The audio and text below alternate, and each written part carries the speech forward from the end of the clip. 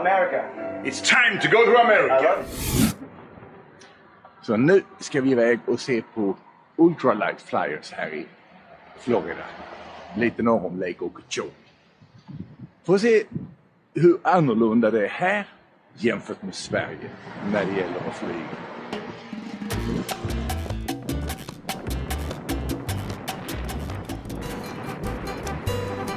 Nu är vi ute i Everglades, det här världsunika området som man tänkte man skulle dränera upp och förvandla till jordbruksmark. Tills man kom på att det ställde till stora skador för den marina miljön, inte minst korallreven och Bay of Florida. Så man fick krypa till korset och återställa det här. Och det betyder att Miami har inte längre någon expansionsmark i väster.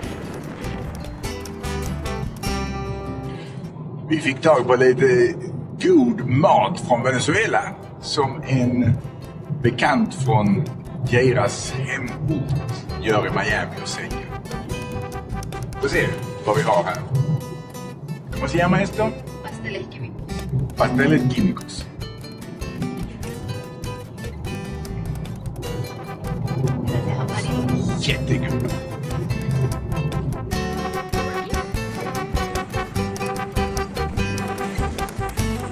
Här kan vi se sockerrörsplantage söder om Lake Okeechobee. De har bränt stupen här.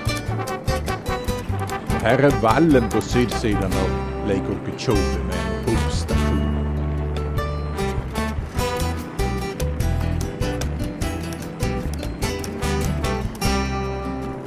Från mexikanska golfen kan man faktiskt ta sig med båt till Lake Okeechobee via den här kanalen.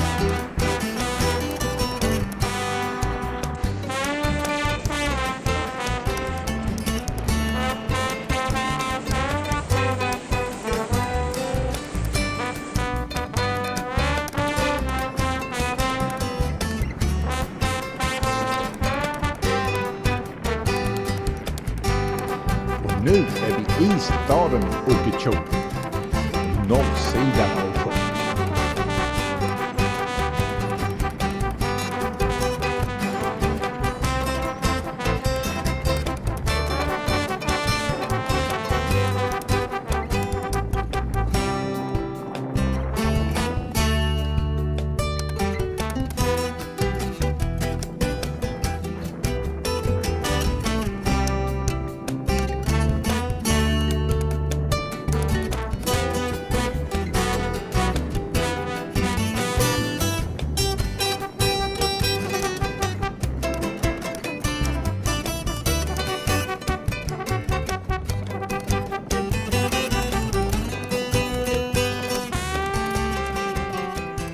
Nu kommer vi fram och vad hittade jo? En Trump-banner. Det här är ju helgen efter valet i USA i november. Sunnyland Ranch, fly in. Här har vi små modellflygplan, motorcyklar och här är hangarer.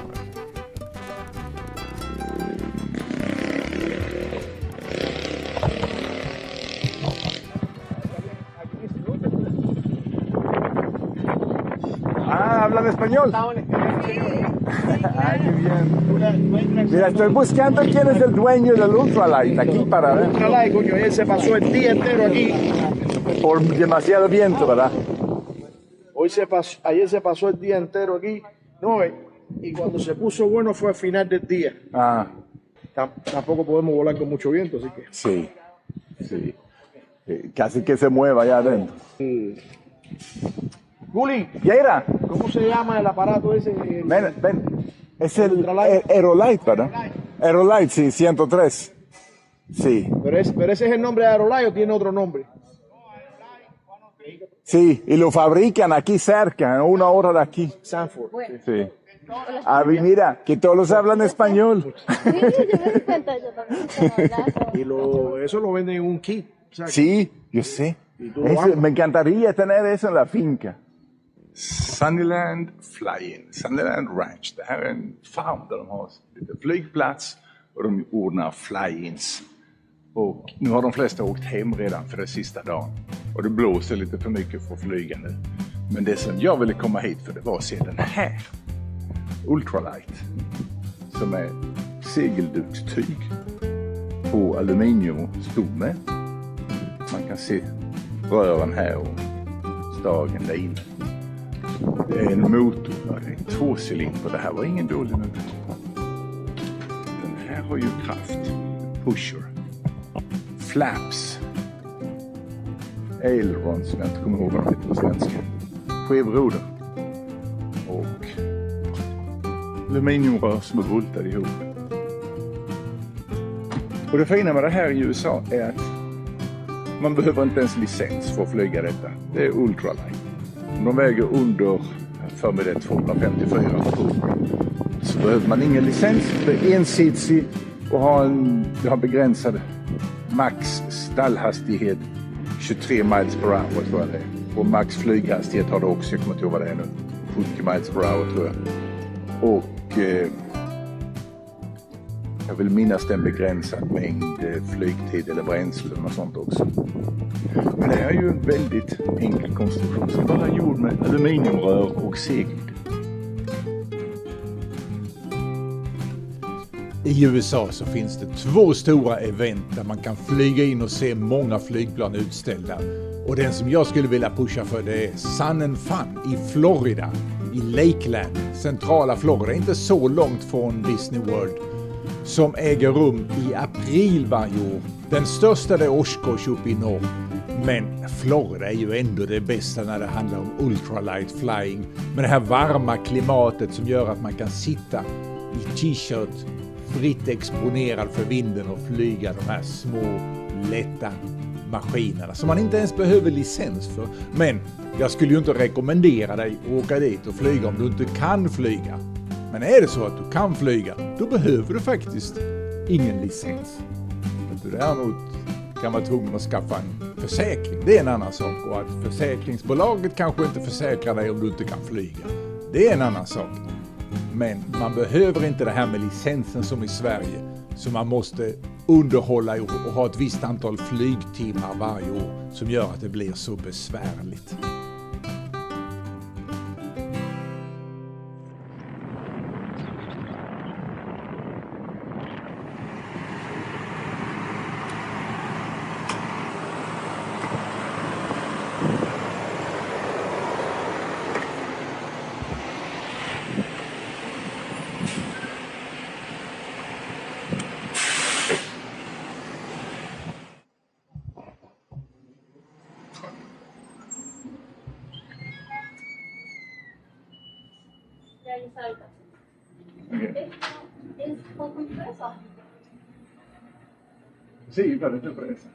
Det verkar lite som tiden har stått stilla här.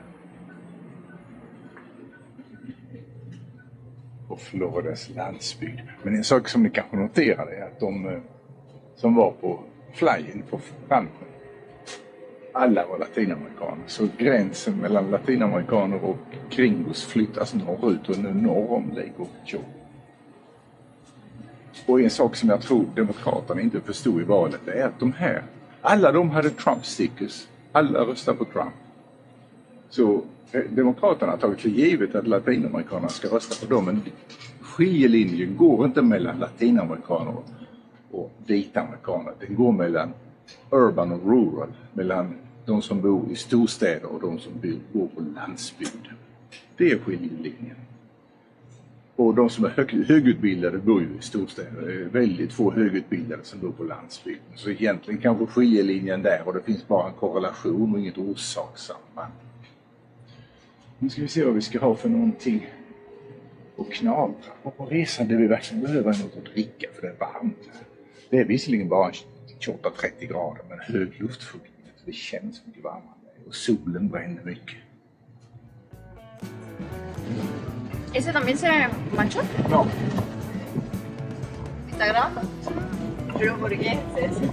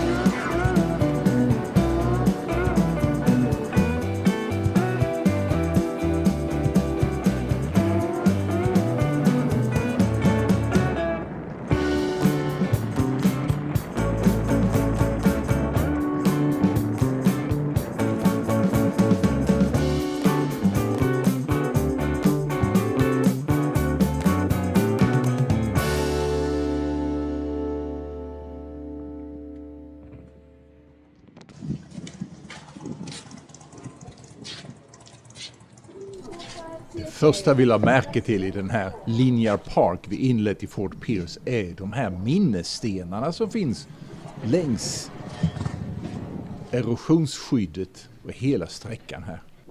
Och förklaringen hittar vi här. Det här är ett minne av när USAs flotta tränade under andra världskriget. När kriget började hade de en liten styrka och här byggde de upp en stor styrka som tränade på landstigningsoperationer. Och det blev ju sedan väldigt viktigt genom hela kriget. Inte bara D-Day i Normandie i Europa, utan de gjorde ju många landstigningar på öar i västra Stilla havet också. Så det här området i Florida, det har mycket minnen från andra världskriget och från Veteran. Och vilken dag är bättre än att se det än denna dag? För vi är faktiskt här på Veterans Day.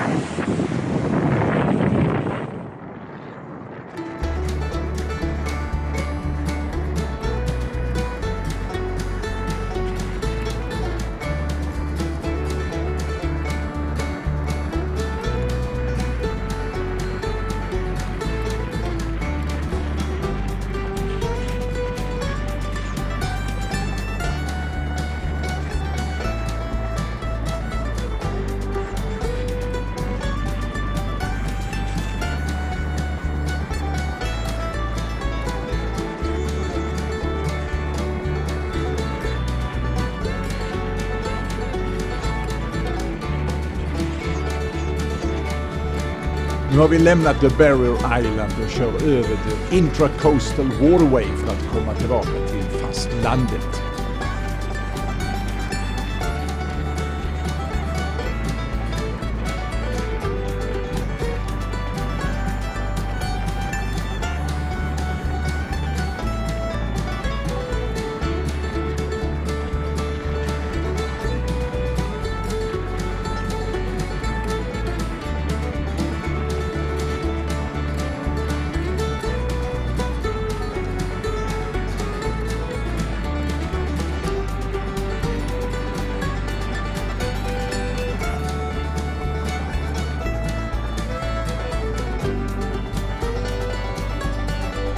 Men vad är det här? Vad skådar mitt norra öga?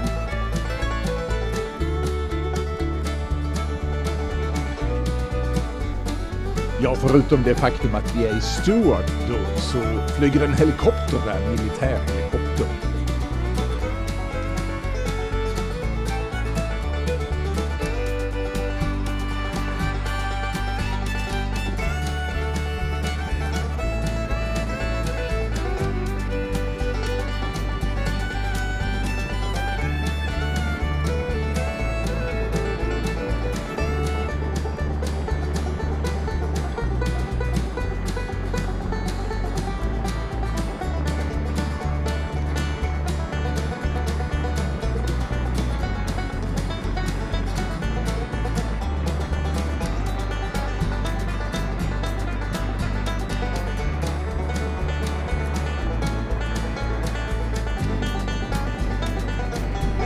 Och nu skådar mitt södra öga samma sak, en annan militärhelikopter. Vad är det som håller på att ske här egentligen?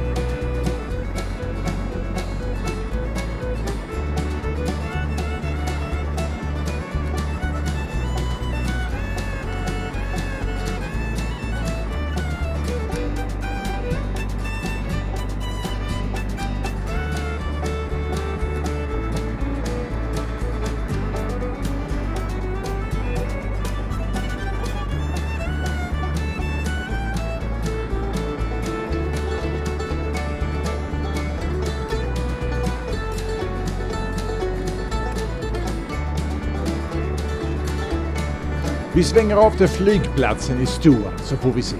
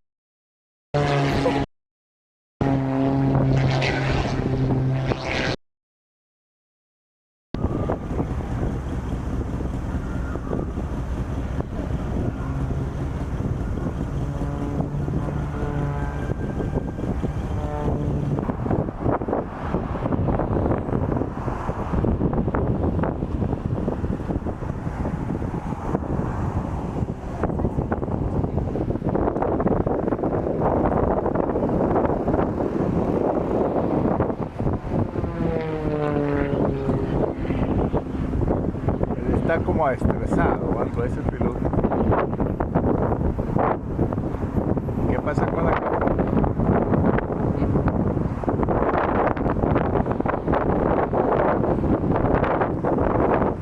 ¿Quieres irte? Mira, ese piloto está loco.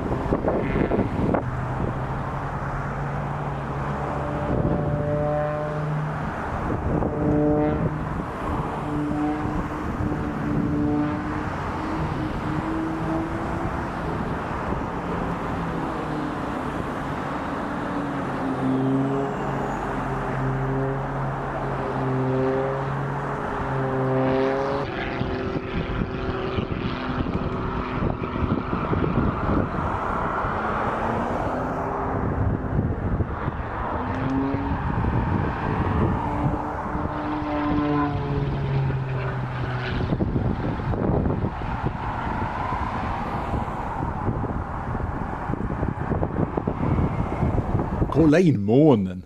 Jag såg inte den förrän jag redigerade filmen.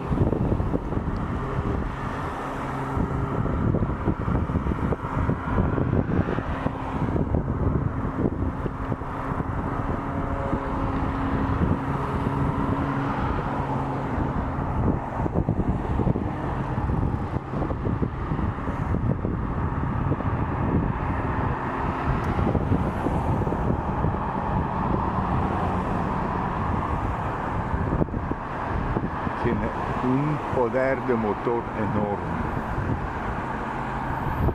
Y que ahora está bajando por el motor. Wow.